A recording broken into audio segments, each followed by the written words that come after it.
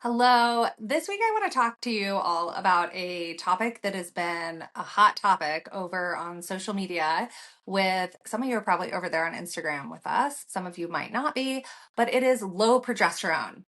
A lot of you have probably been told that you have low progesterone, and if that is you, this episode is going to be one you're going to want to stay tuned for. Okay, we're going to talk all about what is low progesterone. What is the standard Western medicine, fertility care, if you will, direction? And then what do you actually need to be doing to figure out what's going on with low progesterone so you can get to a successful pregnancy? Okay, let's talk about progesterone and what it is first and foremost.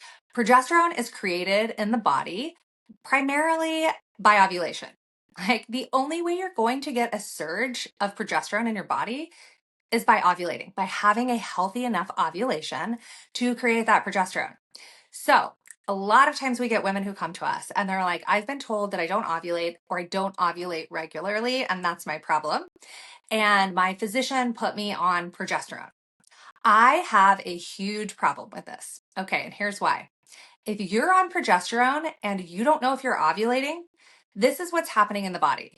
Your body is saying, okay, you're taking this progesterone and you're telling your body, we already ovulated. Because remember, I just said that the only way that you create progesterone in the body in a big surge after ovulation is ovulation, right?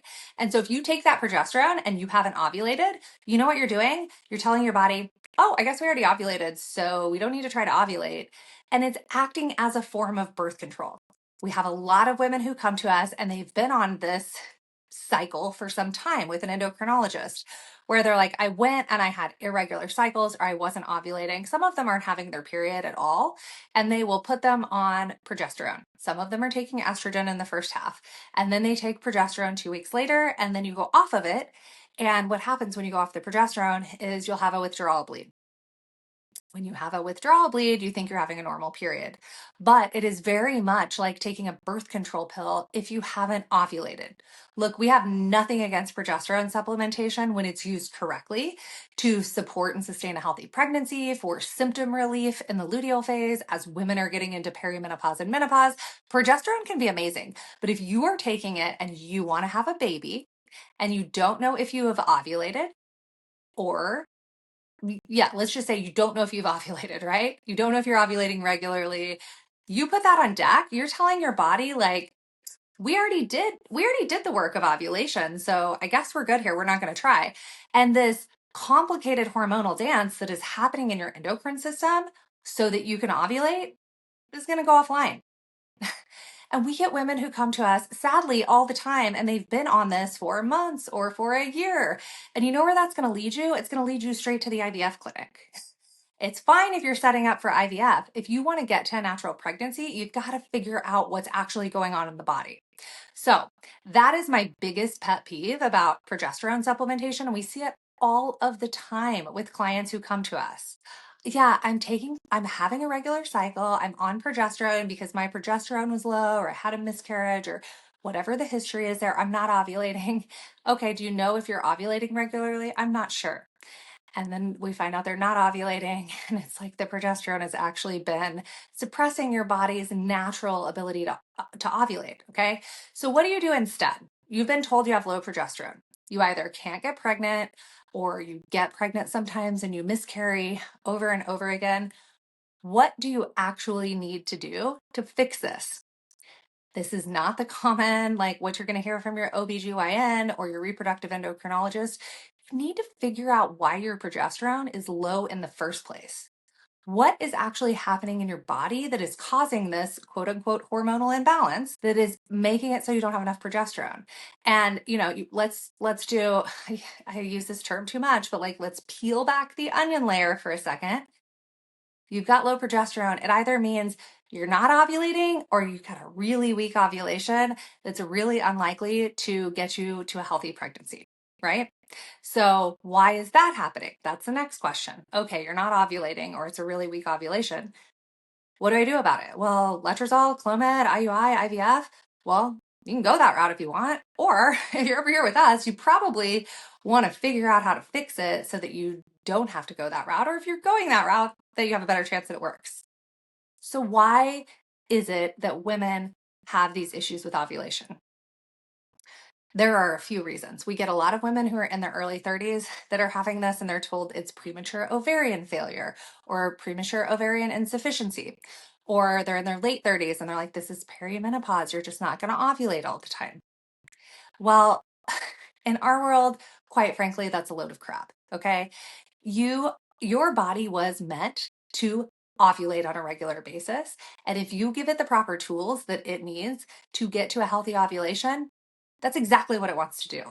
So you have to figure out what's going on in the body that's preventing you from having a healthy ovulation.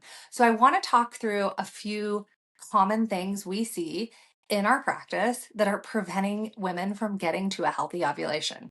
We've talked about nutrition a lot lately, and this is going to go back to that theme. If you've been listening to me for a while, you know that all of the systems in the body are interconnected. You can't pick things apart. You can't say your reproductive system is its own little unit down here, and your metabolic system is its own little unit, your cardiac. Everything's interconnected in your body, and it works beautifully as it was designed as one system. So you're going to hear themes over and over again related to different issues, and that's because the body works as one system. Okay. Nutrition is huge. A lot of women are not ovulating or having a strong enough ovulation to get to a successful pregnancy because they are not taking in enough nutrition. Go back and listen to the last 2 episodes where we went really, really deep on how many calories you need, on what that needs to look like throughout the day, on micronutrient profiles. You need to be getting around 2,500 calories each day to support and sustain a healthy cycle for your body, which translates to being able to get and stay pregnant. And I promise you that if you're listening to this, there's a 99.5% chance you're not getting anywhere near that many calories on a regular basis, and it's impacting your ability to get to a healthy ovulation. Okay, the other things that we see all the time with women who are struggling with ovulation is issues going on in the gut. Now, it can be more severe issues like IBS or like diagnosed IBD or IBS, where you've got some severe imbalances going on in the gut that are diagnosable by the Western medicine community. Or it can be less severe where they're not going to notice or diagnose it, where it's dysbiosis, it's parasites, it's yeast overgrowth, it's gluten sensitivity, it's inflammation. Any of those things that are going on in the gut, if they're unaddressed, are going to do a couple of things that are going to lead to problems with fertility. One, it's going to make it hard for you to detox the toxins you're exposed to. It's going to make it hard for you to detox your hormones. Estrogen can be great in the body, is great in the body, but if you can't detox it, not great. Okay. Things that you're putting in your body have to be detoxed. You also need to absorb the micronutrients that you are eating. Okay, what do I mean? We get a lot of women who come to us that are on a really healthy diet. They've been eating really clean. They've got mostly organic. They've cut out the processed food, the alcohol, the sugar, all the things, right? And they got a ton of stuff going on in their gut. So they're not absorbing at the right clip, at the right level, the micronutrients and minerals and all the good things in the food that they're eating that they should be. And so they still have deficiencies that are leading to lower than optimal cellular health, that are leading to impaired fertility. Those are 2 of the big ones that impact ovulation. There are a couple others that I'm going to mention. I'm going to keep this episode really quick, by the way. We'll probably go into progesterone on a future episode, but I'm going to try to keep it quick because there's so many directions we can go here. So one of the other things that can impact your ability to ovulate on a regular basis and have it be strong egg quality is toxic exposure. So if you are, and this is a tough one. Okay, I'm going to go all the way back on this. You cannot lead a toxin-free lifestyle. So let's lay that on the table first. You're not going to be able to cut all toxins out of your life. Okay? So stop trying to do that, because if you are, it's stressing you out more than it's helping. But your body, the way to think about it is like a rain barrel. You've got a rain barrel that you can fill up, and you're going to have toxic exposure, okay? But once you get to the top of that rain barrel, what's going to happen? It's going to start to overflow, and you're going to have symptoms like infertility, miscarriage, fatigue, skin issues, headaches, gut issues. when you've got too much toxic exposure in the body for you to handle. So some of the big places where women are having a lot of toxic exposure, like the easiest place for you to start is your personal care products, your tampons, pads, skincare, makeup, hair care, all of that stuff. You need to take a look at and see what is in those products that you're using, and see if it's heavy on endocrine system disruptors, because a lot of them are. You're going to want to check it out. There's a couple ways to do it. There's some apps out there. The Environmental Working Group has a database where you can plug in your product names and it'll tell you how high risk it is. And I always tell women, like, look, my goal is not perfection here. We are not trying to tell you to be 100% crunchy and cut out everything you love in life. If you love, Botox and a certain kind of lipstick, okay, but what else can you pull back on so that you are not doing all of the toxic things? Okay, so that is a huge place for women. I think the statistic is women put something like 100, don't quote me on this, I don't have it in front of me, but like 190 endocrine disrupting chemicals on their skin every day. It's insane. The other place is your food and water. Eat organic wherever possible. Meats should be grass-fed and finished wherever possible. And water. If you are drinking tap water, make sure it's filtered, add some minerals back to it. If you've got access to spring water, even better. But those are two places to start. And then I'll give you one more place that you can look. And I tell women, don't overwhelm yourself with this when you're starting to look at the toxic exposure in your life. Do it one piece at a time. Do it in a way that fits your budget. Do not freak out because, look, the cortisol spike that you're going to get from freaking out, trying to do everything at once or trying to do this perfectly, is actually more toxic than the toxins. Okay, so hopefully that gives you all a little bit of space to breathe on this. If you're newer to it or you've been trying to do everything perfect, take a breath. Cleaning products is another place that people are getting a lot of toxic exposure. So if you work from home, you've got a lot more control over it. You can look at the products you're using in your home, or if you have housekeepers, what they're using in your home, and make sure they're clean products without a lot of endocrine system disruptors in it. Personally, this is not sponsored, I personally love Branch Basics, and there's a brand called Molly's. It's like Molly's Suds, I think is the name of it. They're on Amazon. My daughter's name. I thought it was cute at first, but they've got great ingredients and it actually works really well. So Branch Basics and Molly's, I think it's Molly's Suds, are the two that I've been using. Look, there's a lot of good brands out there, but if you're using harsh chemicals in your house, you're using Comet and a lot of bleach and Tide and those things, those are wreaking havoc on your endocrine system. Okay, so those are some places you can look that could be impacting your ability to get to healthy ovulation. So we've talked about nutrition, we've talked about what's going on in the gut, we've talked about the toxic exposure. There was one more, and it is slipping my mind right now, that is a huge, huge piece. Oh, here it is. Stress. Okay, so HPA axis dysfunction, which you can think of, some people like to use the term adrenal fatigue, but chronic stress is going to leave your body in a place of fight or flight.